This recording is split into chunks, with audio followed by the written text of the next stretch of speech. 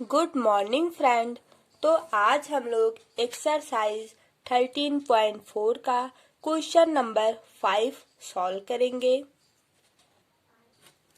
Question number 5 है a hemispherical globe made of brass has inner diameter 10.5 centimetre. Find the cost of tin plating its on the inside at the rate of 16 per 100 centimetre square. एक hemisphere है, उसका inner diameter जो है वो 10.5 centimetre है और उसका जो कॉस्ट है वो इतने रेट का है। ठीक है, तो चलो हम लोग इसको सॉल्व करते हैं। अब यहाँ पे डायमीटर हम पहले लिखेंगे, डायमीटर ऑफ हेमिस्फीयर कितना गिवन है क्वेश्चन में 10.5 सेंटीमीटर में दिया है ना, इतना दिया हुआ है। अब इसका इनर रेडियस r है। अब यहाँ पे 10.5 सेंटीमीटर में है बाई 2। अब यहाँ पे ये जो पॉइंट है यहाँ पे 0 आ जाएगा। देखो 105 बाई 20 सेंटीमीटर। अब हम लोग क्या निकालेंगे, curve surface area. Curve surface area जब हम निकालेंगे तो क्या आएगा 2 pi R square. Curve surface area किसका निकालेंगे, हेमिस्फीयर का। तो हेमिस्फीयर का जब हम कर्व सरफेस एरिया निकालेंगे तो इसका फार्मूला होता है 2 पाई आर स्क्वायर। अब यहाँ पर हम लोग 2 पाई आर, पाई की वैल्यू रखेंगे, आर यहाँ पे है इसको रखेंगे। देखो 2 इंटू 22/7, आर की वैल्यू क्या है 105 बाई 20 इंटू 105 बाई 20। ठीक, अब यहाँ से ये इससे कैंसिल होगा, 10 आएगा। ठीक, यहाँ पर 11 आ जाएगा, यहाँ पर कितना आएगा 10, और ये इससे कैंसिल होगा 1 और 5। ठीक, अब यहाँ पर हम इन सब का मल्टीप्लाई करेंगे। ठीक है, तो देखो 11 इंटू 15 इंटू 105, 10 इंटू 10 हो जाएगा 100। इन तीनों का मल्टीप्लाई करेंगे, फिर 100 से डिवाइड करेंगे। देखो इन तीनों का जब हम मल्टीप्लाई करेंगे तो इतना आएगा, फिर ये हम 100 से डिवाइड करेंगे, ये सेंटीमीटर स्क्वायर में है। ठीक है, जब हम 100 से डिवाइड करेंगे तो क्या आएगा 173 पॉइंट। यहाँ पे देखो जब हम 17325 को 100 से डिवाइड करेंगे तो क्या आएगा 173.25 सेंटीमीटर स्क्वायर। अब यहाँ पर cost of tin plastering on the inside for 100 centimetre square कितने में आएगा 16 में। कॉस्ट ऑफ टिन इतने में है, तो इतने में कितना होगा, इतना इंटू इतना। तो देखो 16 इंटू 73.25 बाई 100। ये जब हम इन दोनों का मल्टीप्लाई करके 100 से डिवाइड करेंगे तो कितना रुपया आएगा 27.72। ये क्या आया, ये cost of tin plating of on the inside for इतना रुपया आ जाएगा। इनसाइड का मीन्स अंदर का, वो जो हेमिस्फीयर था वो कितना आएगा, उसका इतना वैल्यू आ जाएगा, मीन्स इतना रुपया 27.72 रुपया आ जाएगा। अब क्वेश्चन नंबर हम लोग 6 को सॉल्व करते हैं। Find the radius of a sphere whose surface area is 154 centimetre square. ये जो स्फीयर है उसका सरफेस एरिया इतना, टोटल सरफेस एरिया इतना गिवन है, इसमें से हमको स्फीयर का रेडियस निकालना है। तो चलो हम लोग सॉल्व करते हैं। अब हम लोग यहाँ पर लिखेंगे रेडियस। हमको क्या निकालना है? रेडियस। रेडियस हमको नहीं पता है, और सरफेस एरिया जो है वो कितना दिया हुआ है, इतना दिया हुआ है। सरफेस एरिया का फार्मूला क्या होता है? 4πr²। तो 4πr² के इक्वल इतना दिया हुआ, 4πr²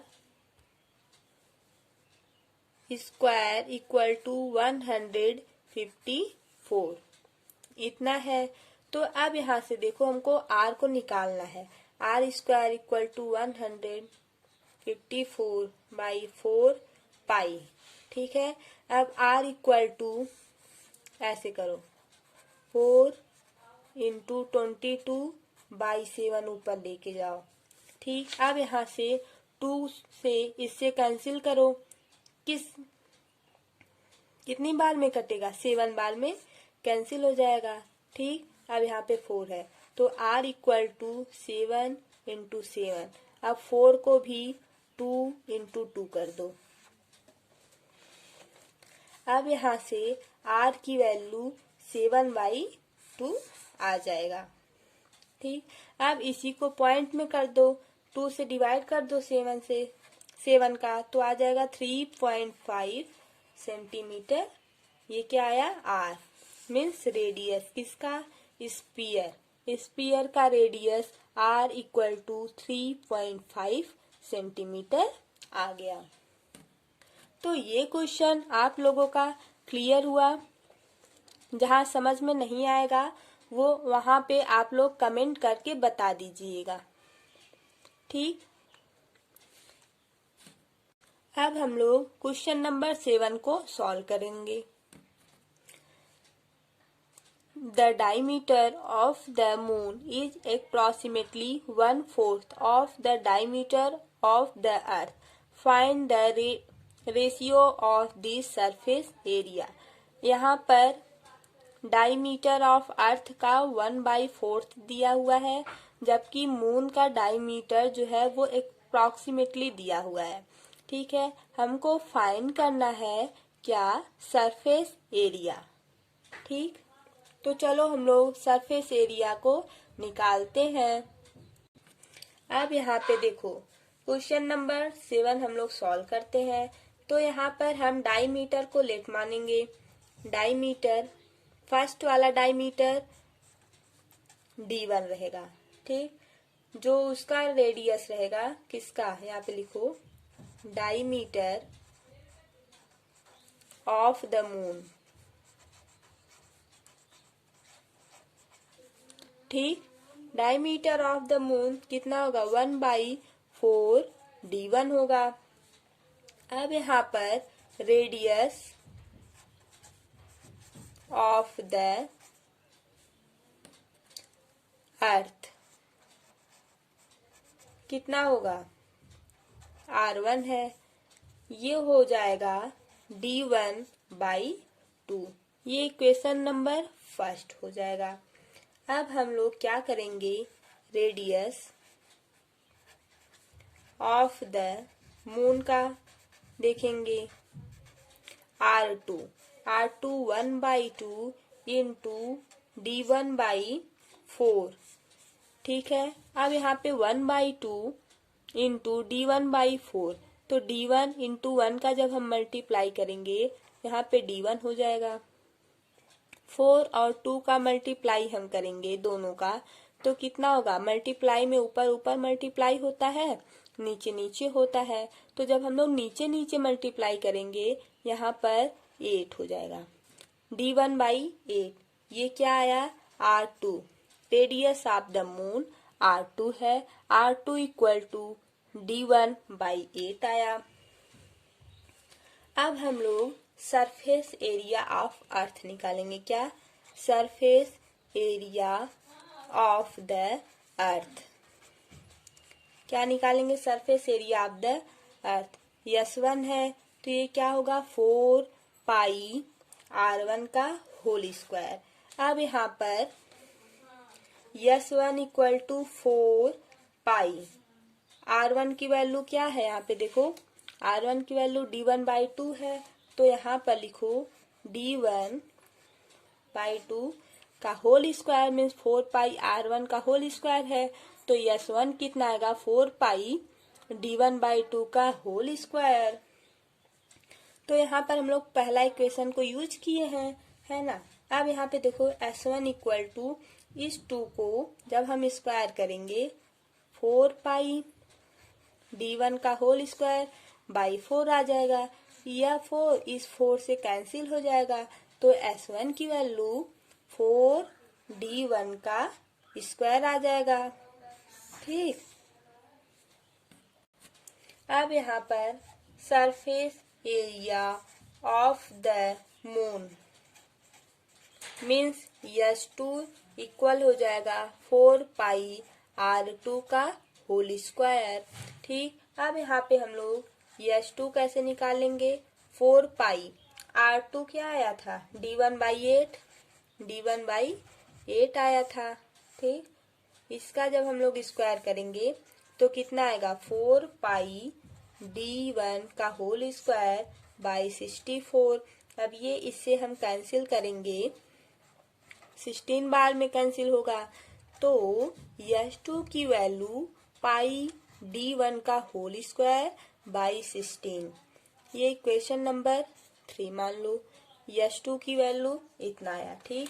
अब इक्वेशन फर्स्ट और थर्ड। तो इक्वेशन सेकंड क्या था? पाई D1 स्क्वायर, ये सेकंड वाला था। सेकंड और थर्ड को हम रेशियो निकालेंगे, S1 रेशियो S2। ठीक। अब यहाँ पे देखो पाई D1 का whole square by 1 pi D1 का होल स्क्वायर बाई 16। अब यहाँ पे देखो ये डिवाइड है। ठीक है। पाई D1 स्क्वायर बाई 1। अब यहाँ पे अगर डिवाइड रहता है, जब हम मल्टीप्लाई करेंगे तो जस्ट उल्टा हो जाता है, ये सब अपान में आ जाता है, मीन्स 16 ऊपर चला जाएगा, 16 ऊपर आएगा, ये वाला नीचे आ जाएगा। अब यहाँ पे देखो पाई से कैंसिल, D1 स्क्वायर से कैंसिल, 16 बाई 1, ये क्या आया? S1 बाई S2 की value, S1 by S2 equal हो जाएगा 16 बाई 1 के। ये आपका आंसर आया। S1 हम क्या माने थे? बोलो। S1 जो था ये अर्थ का था और S2 जो था वो मून का था, तो S1 16 आया और S2 1 आया। ये आपका आंसर हुआ। क्लियर? यहाँ तक है। अब क्वेश्चन नंबर 8 को हम सॉल्व करेंगे। A hemispherical bowl is made of steel 0.25 centimetre thick. The inner radius of the bowl is 5 centimetre.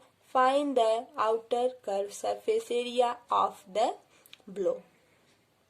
ठीक है। इसमें एक हेमिस्फेरिकल स्टील है जिसका थिक इतना है और रेडियस उसका 5 सेंटीमीटर है, तो उसका कर्व सरफेस एरिया बाहर वाले भाग का निकालना है। अब ये देखो, ये फिगर अच्छा नहीं बना है, लेकिन देखो जैसे ये हेमिस्फेरिकल है। ठीक है। ये बड़ा वाला, ये जो है वो बड़ा वाला पार्ट है। ठीक है। और इसके अंदर ये जो है छोटा वाला पार्ट है, तो इसका डायमीटर मीन्स इसका जो रेडियस है वो 5 सेंटीमीटर का है और ये जो थिक है ये वाला वो 0.25 सेंटीमीटर का है। ठीक है। अब यहाँ पर हम लिखेंगे इनर रेडियस। R1 कितना है, 5 सेंटीमीटर का है। और यहाँ पर थिकनेस ऑफ स्टील कितना है, 0.25 सेंटीमीटर का। ठीक, आउटर रेडियस R2 जो है वो कितना आएगा, जब हम इसको और इसको दोनों को ऐड करेंगे। देखो ये है, ठीक, ये अंदर वाला है, ये वाला पार्ट, और ये जो है बाहर का पार्ट है। अब हम लोग जब बाहर से बोलेंगे ये आउटर वाला पार्ट निकालो, तो आउटर वाला पार्ट कैसे निकलेगा, जब हम अंदर वाला और ये दोनों को ऐड करेंगे तभी तो निकलेगा ना। अब यहाँ पे देखो 0.25 को जब हम दोनों को ऐड करेंगे तो कितना आएगा, 5.25 सेंटीमीटर आएगा। ठीक, अब यहाँ पर हम लोग आउटर का कर्व सरफेस एरिया निकालेंगे of the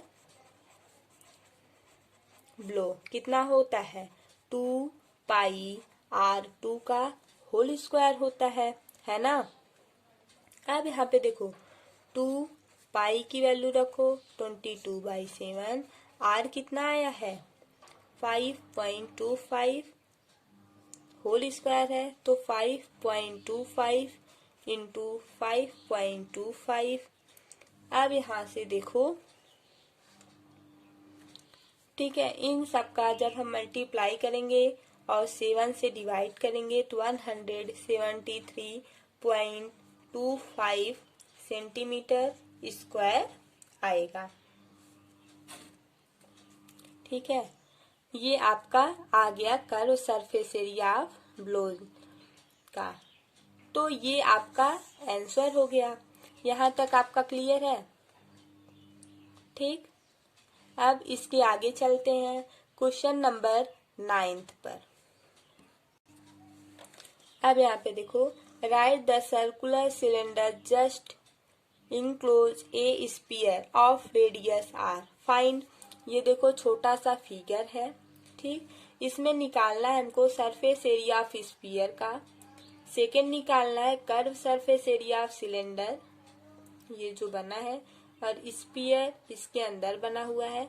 ratio of the area obtained in first and second, first और सेकेंड का हमको रेशियो निकालना है।